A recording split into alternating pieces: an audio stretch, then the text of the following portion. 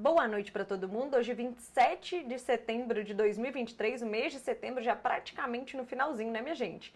E vamos pro resumão do dia. Para quem tá vendo as cotações agora de final de dia, não tem ideia das movimentações que essas bolsas fizeram hoje, a volatilidade que várias notícias acumuladas aí trouxeram pro dólar, para as bolsas, enfim, que nós vamos falar tudo agora.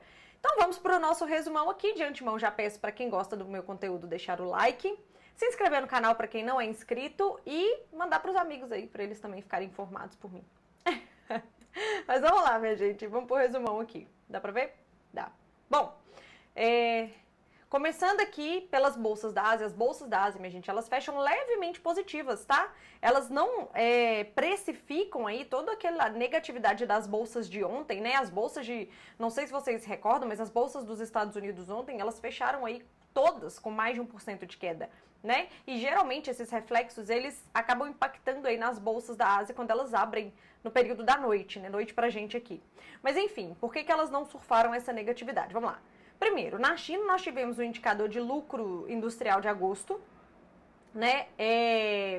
Lucros ou investimentos? Agora me confundi o nome aqui. Lucro industrial. Pronto. A gente pode até olhar juntos aqui, na verdade. Esse indicador saiu ontem na China e se a gente comparar com o mês passado, né, agosto contra julho, o indicador melhorou marginalmente. Então o lucro ele sai de menos 15 para menos 11%. É uma melhora marginal, né? Melhorou um pouquinho, mas é marginal. Mas o que acontece, minha gente? Se você pega agosto contra agosto, então agosto desse ano contra agosto do ano passado, a melhora é significativa. Tá? O que traz para os investidores é a sensação de que a economia da China, que antes só vinha afundando, né? Não sei se vocês se lembram, mas desde o início do ano até há pouco tempo atrás, os indicadores da China vindo sempre um mês pior que o outro. Aí eles deram uma estabilizada nesses últimos indicadores, nessa última bateria de indicadores. E esse lucro industrial aí, ele também corrobora com essa leitura de que a economia da China encontrou um fundo, pelo menos, né? De que ela deu uma estabilizada. Bom, mas não foi só isso que deixou as bolsas por lá no positivo, tá? Ontem à noite, no Senado, eu tenho comentado com vocês a questão de um possível shutdown lá nos Estados Unidos, né? O que é isso? O Congresso, o Senado mais a Câmara, precisa aprovar o orçamento para o próximo ano fiscal do governo Biden. O ano fiscal deles lá começa 1º de outubro, tá? E aparentemente não tem nada aprovado até agora. E assim, 1º de outubro é domingo, minha gente. E lá, quando não tem o orçamento aprovado, as atividades que não são obrigatórias, não essenciais, estava tentando lembrar desse nome, as atividades não essenciais, elas param, tá? Então, há um risco de atividades públicas dos Estados Unidos fecharem, porque eles não têm um orçamento aprovado. Só funcionaria as atividades essenciais, tipo saúde, a parte de segurança e tal. Então, por exemplo, inclusive o Banco Central Americano, até falei isso com vocês ontem, que ele sinalizou que se houver essa paralisação, se não houver aprovação do orçamento, eles vão ter dificuldade de divulgar os indicadores no prazo certo ou com a apuração completa. Talvez eles teriam que informar, por exemplo, um payroll da vida de maneira parcial, de maneira preliminar. Tá? Isso é um risco aí para os investidores que precisam de indicadores para tomar suas decisões de investimento do mundo inteiro. É muito dinheiro. Né? Fora as outras atividades que também paralisariam. Então vamos lá. Em se tratando desse assunto, ontem à noite o Senado, lá nos Estados Unidos, ele aprovou uma lei provisória de um financiamento para o governo até novembro. Então, assim, uma lei provisória que até novembro a gente te financia, até a gente decidir aqui qual vai ser o gasto que a gente vai permitir que você tenha nesse próximo ano fiscal. O Senado falando para o governo Biden. Então, ontem à noite eles foram lá e aprovaram essa lei provisória, o Senado. E é como se fosse aqui no Brasil, tá, minha gente? O Senado aprovou, o que acontece? Vai para a Câmara, se aprovar, vai para a sanção do presidente. Tá? Então, ontem à noite foi aprovado e hoje foi para a Câmara. Aí, vamos voltar para a Ásia, que a gente está falando da Ásia. Um dos itens que precificaram negativamente as bolsas ontem foi justamente essa preocupação em relação ao shutdown dos Estados Unidos. Até porque empresas de classificadoras de risco, né, de rating e tal, já tinham sinalizado que, olha, caso aconteça um shutdown, a gente pode rebaixar a nota dos Estados Unidos, né?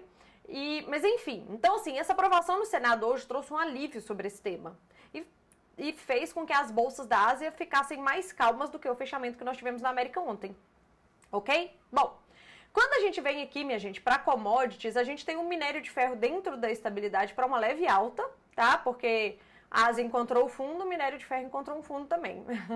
Mas assim, dentro da estabilidade para alta, tá? tá? E o petróleo, minha gente, como vocês podem ver aqui, com uma alta enorme no dia de hoje. O que acontece? Ele não estava com essa alta toda, tá? Só que no meio do dia saíram dados de estoque de petróleo em Cushing, que é lá nos Estados Unidos. E os estoques de petróleo em Cushing, eles estão no menor nível operacional de lá, tá? Inclusive, é o menor patamar de junho ou julho de 2022, do ano passado, tá? Quando esse indicador saiu, aí a cotação do petróleo explodiu, subiu um monte. Por quê? Porque traz à tona a questão dos riscos de oferta global de petróleo, né, minha gente? Nós estamos aí vivendo um cenário em que a Arábia Saudita estendeu o corte de produção, a Rússia também. A Rússia parou de exportar toda a sua quantidade de diesel para, segundo ela, reabastecer o mercado local. E aí a gente está vendo os estoques caindo um monte a níveis do ano passado, né? Isso fez pressão de alta no petróleo, sim, que subiu aí, né? Por exemplo, o WTI mais 3%. Tá? Vale lembrar, já adiantando, que commodities em alta costumam pressionar, falando já aqui do Brasil, né, costumam pressionar os papéis relacionados a essa commodity para uma positividade, mas, por exemplo, a Petrobras em específico, quanto mais alto o petróleo, ela não está repassando o preço. Inclusive, a defasagem do preço que está aqui no Brasil, praticado pela Petrobras, versus o preço internacional, já está bem distante. Então, uma alta dessa, que deveria ser positiva para empresas que vendem essa commodity, não necessariamente é tão positiva assim. No nosso caso aqui, tá? Mas fecha parênteses, cenário de commodities positivas no dia de hoje, mundo afora, ok? Bom, quando a gente vem aqui na Europa, minha gente, a gente não teve nenhum indicador extremamente relevante acontecendo por lá que pudesse fazer preço nos mercados, tá? As bolsas por lá estão em leve queda, porque quando elas fecharam no dia de hoje, as bolsas dos Estados Unidos estavam negativas, tá? E aí elas estavam seguindo essa movimentação de negatividade dos Estados Unidos e acabaram fechando, e nós tivemos, na verdade, uma virada de última hora aí nas bolsas americanas. As bolsas americanas chegaram, o Russell 2000, por exemplo, ele chegou a bater quase 1% de alta de hoje, depois ele caiu um monte e agora já voltou para estabilidade, vai. Mas assim, as bolsas da Europa, elas estão marginalmente negativas, né? Assim, estão levemente negativas, né? Por conta dessa movimentação que eles estavam acompanhando aí dos Estados Unidos, tá? Vale lembrar que essa semana alguns membros do Banco Central Europeu, eles têm sinalizado aí discursos mais duros em relação à política monetária, tá? De que eles têm que manter os juros altos por lá para conseguir controlar a inflação e etc. E isso nunca é positivo na visão da Bolsa, ok? Mas vamos lá, bolsas na Europa levemente negativas. Quando a gente vem aqui para os Estados Unidos, ó, agora nós temos bolsas dentro de uma estabilidade, tá? Nós temos o Dow Jones aí com menos 0,2, a Nasdaq fechando com 0,22, o Russell, toda a queda que ele tinha devolvido no meio da tarde, ele já recuperou e fechou com 0,79 de alta aqui, e o S&P praticamente dentro da estabilidade. Quando a gente vê essa instabilidade, a gente não tem noção do furacão que foi hoje, da volatilidade que foi hoje na Bolsa. Mas vamos lá. O que acontece? Vamos primeiro falar do shutdown, tá? Ontem no Senado, lá dos Estados Unidos, aprovada a lei provisória aí para um financiamento pelo menos até novembro, até que eles se discutam qual que é o orçamento de fato para o governo Biden. O texto foi para a Câmara. Chegou na Câmara, o que acontece? O texto foi rejeitado. O presidente da Câmara rejeitou o texto, falou que ele não enxerga votos o suficiente para aprovação desse projeto. Então, assim, volta duas casas em relação a esse tema, né? Risco de shutdown nos Estados Unidos segue no radar, tá? Essa questão tem que ser resolvida até sábado. Se não, shutdown nos Estados Unidos, o que foi aprovado no Senado, foi rejeitado pela Câmara. Então, isso trouxe um estresse nos mercados hoje, na hora que essa notícia saiu, tá? Corroborou aí para a negatividade das bolsas, por peso que as bolsas tiveram hoje ao longo da tarde, ok? Bom, dito isso, vamos agora falar da política monetária lá dos Estados Unidos, que é um ponto importante aqui para vocês aprenderem também. Bom, um dos membros do Banco Central americano, o Kashkari, ele, no seu discurso hoje, ele vem com um discurso duro, falando que ele acredita em mais uma alta de juros sim, para controlar a inflação por lá, de 0,25 bips, quiçá outra alta. Isso, então, assim, nesse discurso duro dele, isso já dá uma estressada no mercado, né? Já traz aquele mau humor, assim, no mercado. O que pegou na fala dele de hoje, minha gente, foi quando ele mencionou o tema juros neutro. Que ele acredita que talvez o juros neutro pós-pandemia nos Estados Unidos tenha se deslocado para cima. Putz, Fernanda falou grego. Deixa eu explicar para vocês, para quem não sabe o que é juros neutros. Isso aqui é o seguinte. O Banco Central dos países, ele tem um cálculo que ele fala assim, olha, esses juros aqui, que eu vou chamar de juros neutro, é o seguinte, ele não estimula e nem desacelera a economia. Então, por exemplo, se o Banco Central precisa estimular a economia, ele sabe que o juros neutro está aqui, então ele põe os juros aqui. Porque juros baixos estimula a economia. Agora, não, a inflação está alta, que é o cenário que nós estamos vivendo. A inflação está alta e tal, eu tenho juros neutro aqui, o que eu preciso fazer? Colocar os juros aqui. Porque aí eu desestimulo a economia. Então, esse juros neutro é uma referência. Aí nós estamos falando que um membro do Banco Central da maior potência mundial veio hoje falar sobre esse tema de juros neutro, porque ele acredita que o juros neutro nos Estados Unidos subiu. Tá? Aí vamos entender o tamanho do problema disso. Problema não, né? A leitura que o mercado faz disso. Vale lembrar, só uma retrospectiva, que lá no evento de Jackson Hole que eu comentei com vocês, o mercado tinha uma expectativa enorme que o Jerome Powell, o presidente do Banco Central americano, falasse qual era, na visão do Banco Central americano, o novo valor, se tem um novo valor de juros neutro e qual seria isso.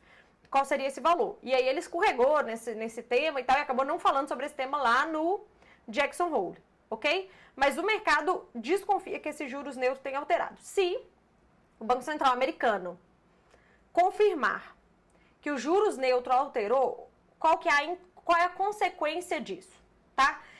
Se o juros neutro sobe, minha gente, e eu estou precisando controlar a inflação, vocês concordam comigo que eu preciso colocar os juros num campo... Vocês concordam comigo que o campo restritivo de juros para eu controlar a inflação sobe também? Então vamos lá, o juros neutro dos Estados Unidos era alguma coisa muito próxima de 0,1%.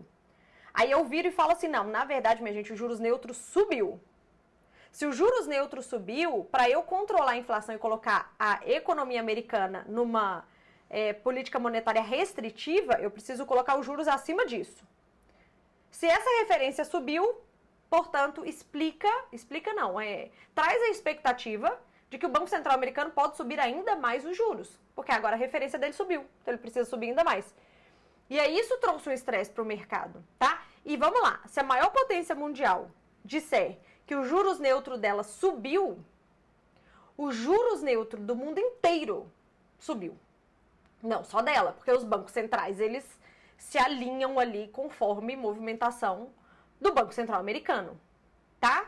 Então, eu não sei se ficou claro que essa explicação de juros neutro, mas é muito importante entender que quando um membro do Banco Central americano, ou brasileiro, ou enfim, da onde de fato tem um peso na economia mundial, não, o Brasil no caso não, mas o Brasil impacta a gente, mas no caso dos Estados Unidos, por exemplo, se os Estados Unidos sinaliza que na visão deles o juro neutro subiu, atenção, isso faz preço no mercado, tá? Porque aí o meu campo restritivo é mais alto. E aí dá margem para os Estados Unidos subir ainda mais os juros, que já está muito alto por lá. Eu não sei se vocês recordam, só para fechar esse tema, no ano passado, quando os Estados Unidos começou a falar assim, olha, a inflação nem é tão transitória assim, vou começar a subir os juros, o mercado falava assim, cara, o Banco Central americano vai subir os juros até 2,5%, vários economistas falaram isso, porque era a referência histórica que eles tinham, e tá tudo bem, vários economistas falaram isso, e vai botar a economia americana numa recessão. Juros de 2,5%, bem acima do juros neutro, vai colocar os Estados Unidos numa recessão. Minha gente, nós estamos com juros nos Estados Unidos de 5,5%, o dobro do que os economistas esperavam que colocaria a economia americana numa recessão, e a economia americana está indo de vento em popa. O que faz, de fato, o Banco Central americano e, enfim, o mercado como um todo falar assim, cara, será que esse juros neutro não subiu? E aí a nossa referência de campo restritivo de política monetária sobe junto, ok? Fechado parênteses, porque essa fala dele hoje pesou consideravelmente nas bolsas. Ao longo do dia elas digeriram essas falas, a questão do shutdown e a questão disso que eu comentei com vocês, e fecharam dentro de uma estabilidade, mas isso trouxe volatilidade para o mercado. Então, atenção a esse tema de juros neutro, ok? Bom, legal. Vamos vir aqui para o Brasil. Aqui no Brasil, a nossa bolsa se salvou, tá? Ela caiu junto, essa volatilidade americana foi trazida aqui, foi importada aqui para a Bolsa do Brasil, mas ela acaba se salvando e fechando dentro da estabilidade. Já o dólar, minha gente, o dólar no mundo positivo. o dólar no mundo acabou não devolvendo, não se acalmando no período da tarde, à medida que as bolsas se acalmaram, ok? Especificamente aqui sobre o Brasil, para a gente fechar o nosso resumão, especificamente aqui no Brasil, nós vamos ficar atentos a algumas coisas, tá? Uma crise institucional, ela traz ruído e incerteza que impacta na Bolsa, tá, minha gente? Por que eu tô falando isso? Contextualizando rapidamente, há um tempo atrás o Congresso foi lá e aprovou o marco temporal, que determinava que as terras indígenas que tinham sido ocupadas, se eu não me engano, até no ano da Constituição, que foi 88, pertenciam, né, às tribos indígenas, quem estava lá ocupando aquela terra, daí pra frente não necessariamente. Beleza, isso lá atrás, um tempo atrás. O STF foi lá e deu uma canetada, falando que agora a regra mudou. Isso é semana passada, ou no início dessa semana, que a regra mudou. O Congresso falou assim, não, vocês, STF, nós somos instituições separadas, você não pode legislar. E a gente, como Congresso, decidiu lá atrás que a regra não era essa. Você não pode vir e dar uma canetada e mudar o que a gente votou lá atrás, né? Com deputados e senadores que foram eleitos pelo povo, blá e tal. E aí, eles retomaram esse tema. Agora, no Congresso. E o presidente Lula... E aí tem um ruído falando assim, ó, que se o Congresso aprovar assim, desfazer a canetada que o STF fez, o Lula vai vetar. O que é isso tudo que eu estou explicando para vocês? Isso tudo pode se tornar um problema entre instituições em Brasília. E isso traz volatilidade no mercado. Isso, a depender do que acontecer, porque isso é risco jurídico, né, minha gente? Isso é risco jurídico. A depender da proporção que isso tomar, fará mais preço no nosso mercado. Ontem, parte dos economistas, dos analistas, disseram que a movimentação do nosso juros aqui, inclusive, colocou parte disso no preço. Ok? Mas só para ficar no radar sobre esse tema aí. Um outro tema aqui do Brasil, para a gente também ter no radar, é em relação aos precatórios. Tá? O que acontece? Eu não sei se vocês acompanhavam o mercado na época do governo Bolsonaro, quando esse tema dos precatórios veio à tona, mas foi um estresse na nossa bolsa e no nosso dólar. Tá, e esse tema dos precatórios está vindo à tona de novo. O que o governo quer fazer, aparentemente, é uma contabilidade criativa, de tal forma que ele tire no ano que vem, os juros e a correção dos precatórios do teto de gastos e isso seja tratado fora do teto, porque aí você abre uma margem fiscal ali para poder fazer com que as contas do governo fechem. Enfim, se o mercado interpretar que isso é uma manobra contábil, né, uma contabilidade criativa, isso também vai trazer muito estresse para o mercado. E esse tema de precatório, minha gente, lá na época do Bolsonaro, não foi resolvido, foi empurrado. Né? Então, assim, eventualmente esse tema voltará, tá? Pelo menos até 2025, que é quando a bomba deve estourar, esse tema voltará à tona. Então, mantenham isso no radar também. Então, falei com vocês essa questão das desavenças institucionais, falei com vocês essa questão do precatório e, por fim é isso. Tivemos a nossa bolsa fechando dentro da estabilidade e o nosso dólar positivo. Há quem diga também que essa movimentação positiva do nosso dólar hoje não, nesses dias, né? Tem tido a influência aí de remessas que empresas fazem no final de ano, tá? Para fechar seu balanço, fechar seus resultados e etc. As empresas que têm filiais fora do país e tal, eventualmente elas mandam remessas para fora do país no final de ano. Isso é uma movimentação normal. E isso, num dólar no patamar que tá, faz sentido ser feito por essas empresas. E elas aproveitam esse patamar que o dólar tá e acabam fazendo isso. Algumas pessoas disseram que isso também influenciou um pouco no fechamento do nosso dólar mais positivo. Ok? Mas é isso. Então, espero que tenham entendido o resumão de hoje. Espero que tenham aprendido aí a questão dos juros neutros para quem ainda não sabia. E até o resumão de amanhã, tá bom? Beijo!